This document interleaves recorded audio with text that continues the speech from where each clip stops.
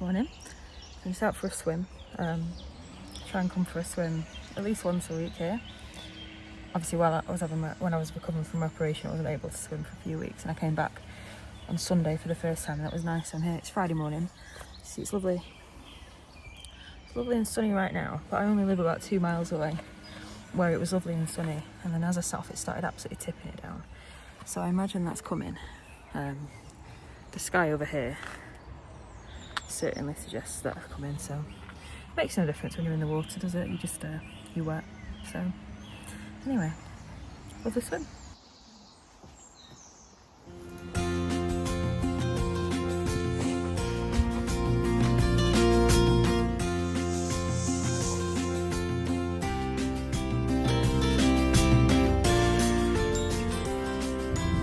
I think what I'm planning on doing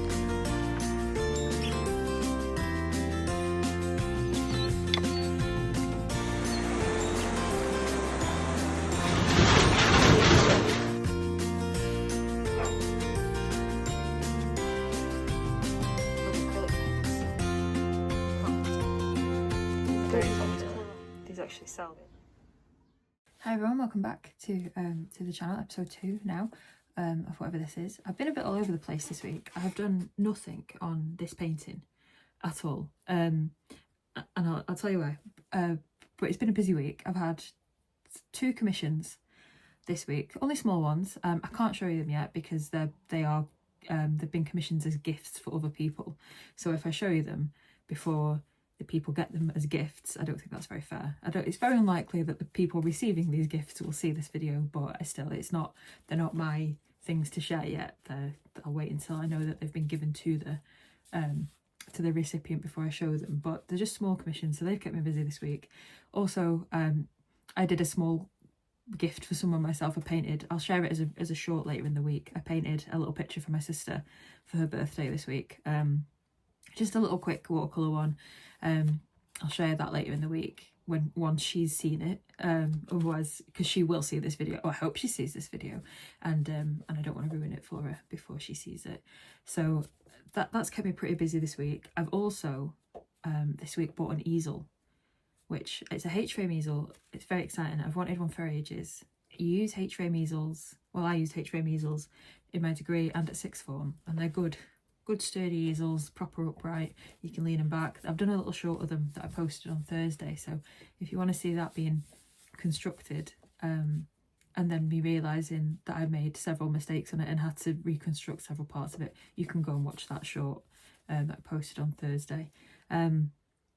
So that's kept me busy this week. I'm obviously still recovering from having an operation a little bit. I feel great, I feel fine, I feel so much better than I have in the last couple of months, but it's still a bit tired, so I'm trying to go easy on myself. But as a result of that, I've not done anything on this painting. I also needed it to dry because I'm trying to get into some of the finer details of it, and I can't do that while the base layers are still a bit wet, so I've needed it to dry.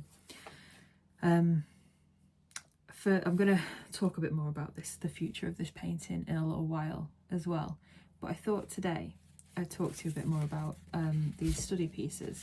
So Andrew, hi Andrew, thank you for watching the last video and commented on my last video about liking these study pieces. Study pieces just means they're just little practice pieces before you actually do the big piece, or to try and decide what you are going to do with the big piece. So I've done a lot of them, and these are just they are very much just mapping out colours, tones and shapes of pieces that I think I might want to do in the future for landscapes. Some of them are just some of them I've got absolutely no intention of doing a big one of. I just fancied seeing how it looked in a small. I've actually got this sketchbook which I got from Heaton studio, which I visited this week. I'll show you that in a second. I got this from Heaton, this lovely sketchbook, and I take this sketchbook out. So this sketchbook, it's definitely one of the nicest sketchbooks I own. It's just got the one piece in it at the moment. So I just took this out walking with me and just sketched a few little bits that I like to see. So this is a little fell that's quite local to me, and then I sat down and just did a bit of a bigger study piece on it. So just noting down some of the things I liked. I liked the fence, I liked the line that the fell wall created up the hill. There was a lot of paragliders around, just a couple of shapes of the fell from different angles to see which shape I like best. So that this sketchbook comes out with me, just to do a bit of drawing out when I'm out and about. And I got this sketchbook from Heaton studio in Grasmere, which I visited this week as well, to buy a couple of paintbrushes. And I'll put a little clip of it in here. It's a lovely little studio and cafe, and they sell paintings. It's got a lovely cafe with really nice coffee, but it's also got this really lovely little art supply shop in it and framing place as well. So I'll pop a little clip of that in here so you can see it. And I got a few bits from there. I get loads of sketchbooks from there. I love their sketchbooks. Most of the sketchbooks here are from Heaton studio, so I'd highly recommend a visit if you're in the Lake District. Nip into Grasmere. And I'm not sponsored by them. They don't give me anything. I just really like it. So that's what I've been doing this week, and that's partly why this is not got anywhere. But like I say, I'll move on to that more in a bit. Thought today I could just show you a little study piece, and just show you how quick and loose they are. Like, they don't need to be perfect. And I think one of the hardest things about doing little study pieces is remembering that they don't need to be perfect. They can be really rough, and they're a great way to get yourself feeling a bit more creative. So if you've woke up one day and you're not feeling particularly inspired, but you know you've got to get a bit of painting done or a bit of drawing done, they're really good ways of sort of drawing yourself inspired. So get a little scrap of paper, a little bit of paint or a little pencil, and just go for it. And it doesn't matter how perfect they are, you're just messing around with shapes and colours. So I thought I'd show you that today. And I'm going to use, what I use for them is these Derwent ink tense blocks and the little colour packs, little packs. I use them because they're really easy to carry around. They've got the ink tense blocks a lot brighter. For these little pieces, I've generally just used the more neutral tones, but I do get the ink tense blocks out as well for them. So what I'm going to do today, I've got a little picture of cat bells in front of me I took years ago, and I'm just going to do a little study piece of that. I always tend to do my study pieces portrait as well. I prefer it. So I'm going to do that, and I think I generally, when I'm doing landscapes, I generally try and pick a landscape that's got a footpath into it. So it's not like a flat landscape like this one. You'll notice it's got the swoosh coming down into the foreground and the fells in the background. Here I've got the wall leading you into it. That one's again going up into it. That's Capsicum, just off Hell Valley. That's nothing to do with any of them. But again, I've tried to use a trail going up into it. So they're my favourite layout. They're my favourite landscapes to draw, is when you've got a path going up into the main fell, or the main mountain that you're looking at. Anyway, so when I'm doing these little study pieces, I don't generally use sketchbooks for them. I can stick them in sketchbooks later if I want, but I do generally use small, I think these are A5 pieces of watercolour paper, which you can buy just in little packs. This is bought from a pack. Obviously you can make your own just by ripping up bits of paper, but these are really cheap little packs that you can get from from a lot of art places, but I get these from the Pencil Museum in Keswick. They're really cheap. You get a good amount of paper, and it's really nice paper.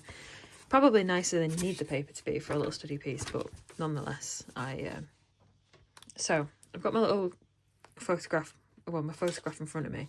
I'm going to use these they're paintbrushes that hold water in them, so I take these out and about with me. It means that I don't have to worry about taking paintbrushes and water with me. You've got your paintbrush and your water there. You've got a few different shapes and sizes, and I generally just use the flat one because you can turn it thin, but I always take all of them with me just in case. And yeah, so they've already got the water in them. You just clean them on a bit of sponge, or you can, if you're really desperate, you can clean them on your hand, and just run the water through them there. I'd recommend getting a little, especially if you're just thinking about getting into art, or you want to take some if you want to take a little set out with you, but you don't want to do a massive masterpiece on a mountainside, then these are great to have. So I'd recommend getting these and a little pack of the little gradient. I can't remember what these are called. Tinted charcoal, I think. That's it. Tinted charcoal paint set. And you can get these in different colours as well. I just got these because I like this this colour set. And like I say, you've got the Inktense blocks there as well, which you can scribble on your paper with. I use them almost just like paints, rather than use so you can take these out and scribble and draw on your paper with them. They work just like that, pastels, and you can paint them, but I prefer to use them as paints almost. And I do take these out with me as well. So if we're just doing a little drawing today, and I recommend that you give this a go, because it is a really good way of just sort of loosening up how you're drawing as well, and trying not to overthink it. So these colours, it's quite the one criticism I have of these, it is quite hard to tell what colour it is when they're dry in the palette. They all kind of look the same, but it doesn't matter too much. Anyway, with these, I'm gonna start with a path. So I generally try and start in the middle of my page when I'm doing anything, and it just, that way you know what you've got, you know what space you've got, you know where you're going up to, and if you can just work from there. But like I say, you don't want to be we're not too worried about this. We're not worried about it being perfect. We're just having a good time. We're just sketching out a bit of like a bit of a shape and a bit of a colour. It does not need to be perfect at all. Just have fun with it. Try different colours out if you want as well. So so I do generally start in the middle and then work it up a little bit. So like I say, I'm just going really loose. It does not matter what this looks like. And I think some of the things that I've liked best actually of what I've done is stuff that I've really not cared what it looked like. Just gone for it, created some nice shapes, and then afterwards I've been like, oh, actually that looks pretty good. So like I say, just working the shapes here. And what I'm paying attention to is the bold shapes. So the path and then the 3 mounds. So this is, I think I mentioned, this is Cat Bells. Cat Bells has got a really distinctive shape. It's a lot of people's favourite fell in the lakes as well. I think possibly because of its shape, obviously its location as well. But there we go. And I'm not even going to add too much colour to this one. I'm just going to keep it really, really loose, really light. I know that this photograph has a lot of colour on it, but I'm not really interested in that. I'm more interested in getting the shape right at the moment. I'm even going to ignore this bit. I just want the profile of the fell and the footpath there. So that's one. Quite happy with that. That's just, I say quite happy with it. It's just practice. It's just getting the shape. That's all I want. Next one, I'm going to do a little bit of colour with it. I'm going to test out some of the colour on it, and I'm going to start with the path, just in the middle there, because it's a nice central point to work from. I've gone for white for the path there, and I am going to look a bit more at the colours in this one. So we've got some nice, I like to go a bit extreme with the colours rather than going the exact colours that you see in front of you. Like, I do like to mess around with them and try the extreme versions of them out with the light and the dark, so it doesn't have to be the perfect greeny yellow that we've got there on the fell. It can be an extreme version. It can be a bit different, just trying out the different tones and shades that are up there. So depending on when you go up these fells as well, depends on what colour they even are. So, you know, this picture was taken in, I think I took this in October. This picture might have even been taken on my birthday. And it's not, so it's very autumn looking. It's not, but if you went up there right now, it wouldn't look like this. So see, you can use your colours to really change how this picture feels and what time of year you want it to reflect. So even if I took this picture in October and that's how it looks now, and that's how it looks in October, if I wanted to have this reflect a different time of year, then, you know, you just change the colours to more yellows and greens, and it'd look a lot more of a spring picture. So that's just messing around with different colours. Again, you don't Don't take too long on them, just have fun with them. And don't worry about getting your paints dirty, you can clean them later.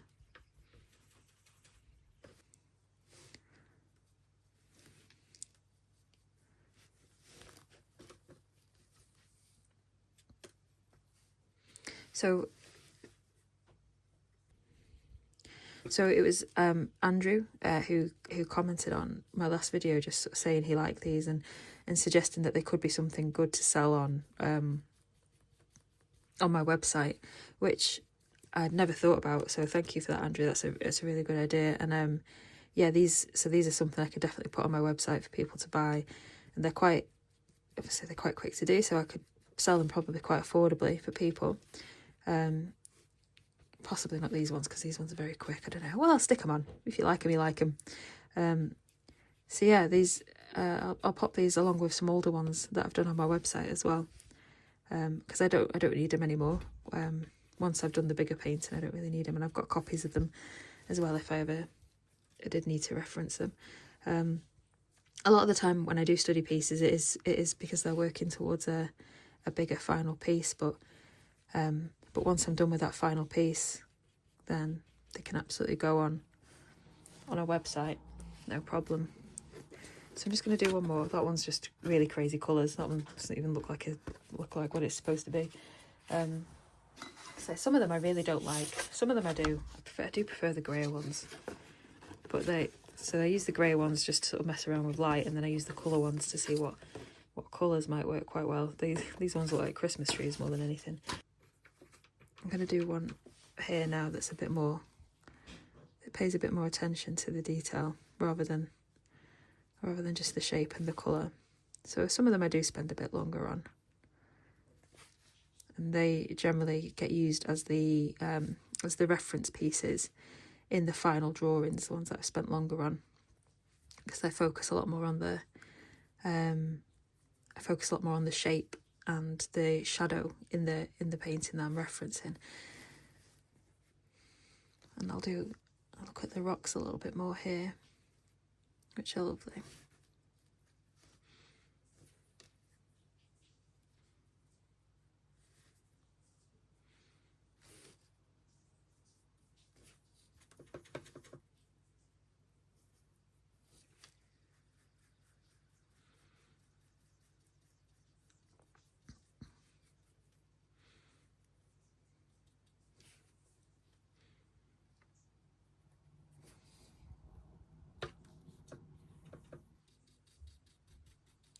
I'm putting down a base of white here, not because I'm going to leave it white, but just because it I'm almost just using the white as a mix. Rather than mixing the colour in the palette, in the paint palette, I'm mixing the colour on the page. So I'm laying down a foundation of white here to act as highlights, so then when I come back with the colour, the colour will lighten rather than me mixing it in the palette.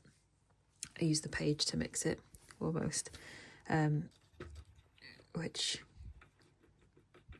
is just something I quite like doing. I just think you're supposed to work light to dark in painting anyway, and I think it's just something that it creates quite a nice effect, and you can be a bit more playful with the colours as well when you do it that way, with the light and dark when you do it that way.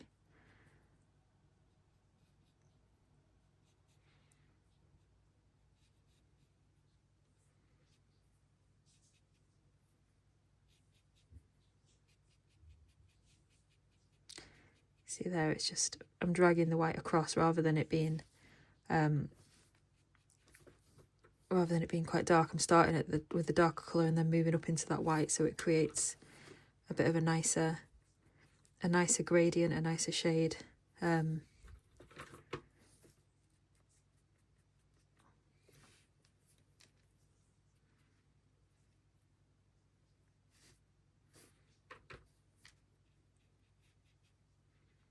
I'm not really thinking too much about the colours I'm using here. I know what needs to be darker, I know what needs to be lighter, and that's pretty much it. The colours the colours aren't a worry right now. The colours get decided later on, and even on the big painting I've been doing, I've changed the colours on that once or twice, so.